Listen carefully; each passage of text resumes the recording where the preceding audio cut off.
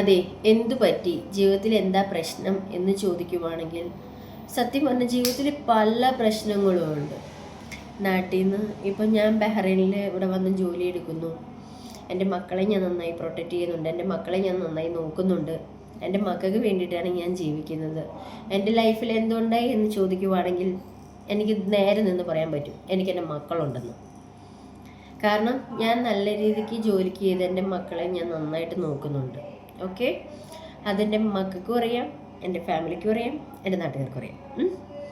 അപ്പം ജീവിതത്തിൽ എന്ത് നേടി എന്ന് ചോദിക്കുവാണെങ്കിൽ ഞാൻ പലതും നേടി. ജീവിതത്തിൽ ദൈവം രണ്ട് മക്കളെ എനിക്ക് തന്നിട്ടുണ്ട്. ഈ മക്കൾക്ക് നല്ലൊരു ബിഗ് മമ്മി ആവുക എന്നാണ് എൻ്റെ ഒരു ആഗ്രഹം.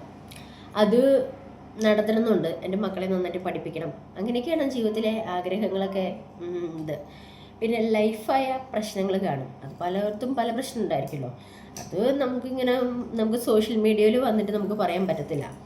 എന്നെ പോലെ എന്താണ് എൻ്റെ വീട്ടിൽ ഇങ്ങനെയാണ്, അല്ലെങ്കിൽ എൻ്റെ ഹസ്ബൻഡ് ഇങ്ങനെയാണ്, അല്ലെങ്കിൽ എൻ്റെ അതിങ്ങനെയാണ് ഇതിങ്ങനെയാണ്, അങ്ങനെ നമുക്ക് പറയാൻ പറ്റത്തില്ലല്ലോ. പ്രശ്നങ്ങളുണ്ടാവും. പ്രശ്നങ്ങൾ തരണം ചെയ്ത് പോവുക, മുന്നോട്ട് പോകുക, നന്നായിട്ട് ജീവിക്കുക, നന്നായിട്ട് മക്കളെ നോക്കുക. അതല്ലേ ഒരു നല്ലൊരു ഇത് എന്ന് വെച്ച് കഴിഞ്ഞാൽ ഞാനൊരു അമ്മയാണ്. അപ്പം നല്ലൊരു ഭാര്യ എന്ന് പറയുന്നേക്കാൾ ഉപരി ഞാൻ നല്ലൊരു അമ്മ എന്ന് പറയാനാണ് എനിക്കിഷ്ടം. അപ്പം എനിക്ക് എൻ്റെ മക്കൾ എൻ്റെ ലൈഫിൽ ആരെ ഏറ്റവും കൂടുതൽ സ്നേഹിക്കുന്നേ, അല്ലെങ്കിൽ ജീവിതത്തിൽ ആരാ ഉള്ളേ എന്ന് ചോദിക്കുവാണെങ്കിൽ എനിക്ക് ഒന്ന് പറയാനേ അറിയത്തുള്ളൂ. എനിക്ക് എൻ്റെ മക്കളുണ്ടെന്ന് പറയാൻ മാത്രമേ എനിക്കറിയത്തുള്ളൂ. ഓക്കെ, ഇപ്പോൾ ഇവർ ചെറിയ പിള്ളേരാണ്. എൻ്റെ കൊച്ച് മൂത്ത ആൾ 8 പഠിക്കുന്നു, രണ്ടാമത്തെ ആൾ 6 പഠിക്കുന്നു. ഇപ്പോൾ ചെറിയ പിള്ളേരാണ്.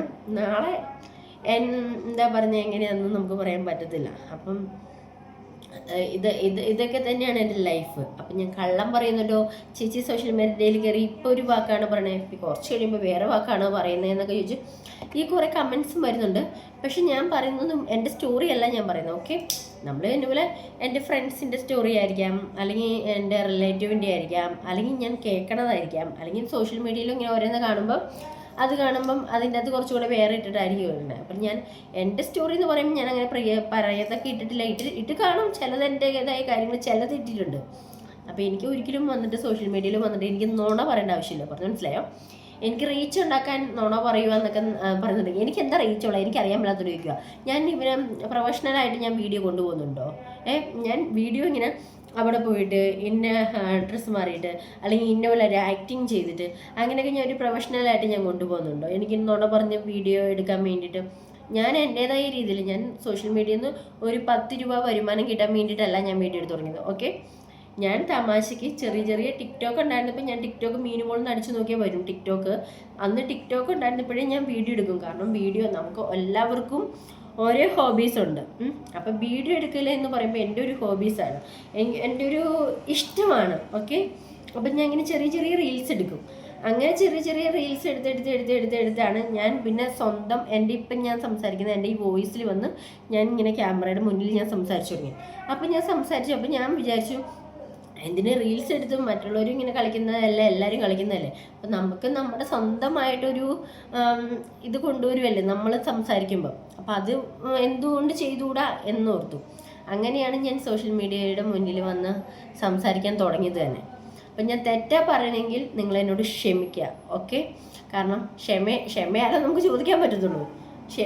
അപ്പം അത് കാരണം തെറ്റ് പറയുവാണെങ്കിൽ ക്ഷമിക്കുക.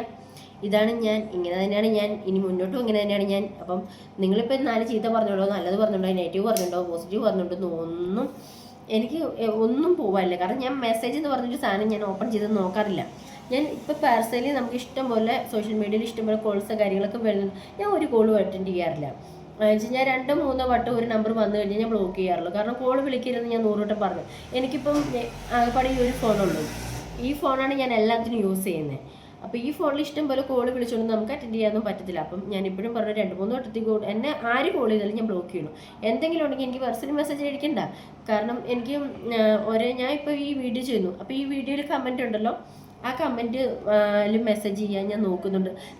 ഞാൻ ഏത് മെസ്സേജ് ആണെങ്കിലും ഞാൻ മാക്സിമം മെസ്സേജിക്ക് ഞാൻ കണ്ടു എന്നുള്ളത് അറിയിക്കാൻ വേണ്ടി ലൈക്ക് ചെയ്യുന്നുണ്ട്. പിന്നെ എനിക്ക് ഇഷ്ടപ്പെട്ട മെസ്സേജ് ആണെങ്കിൽ ആ മെസ്സേജിന് ഞാൻ റിപ്ലൈയും കൊടുക്കുന്നുണ്ട്. അപ്പോൾ ഇതൊക്കെ ചെയ്യാനേ എനിക്ക് പറ്റത്തുള്ളൂ കേട്ടോ. അപ്പോൾ എല്ലാവരോടും എല്ലാവരും എന്നോട് ക്ഷമിക്കുക. ഇതാണ് ഞാൻ. Okay, by.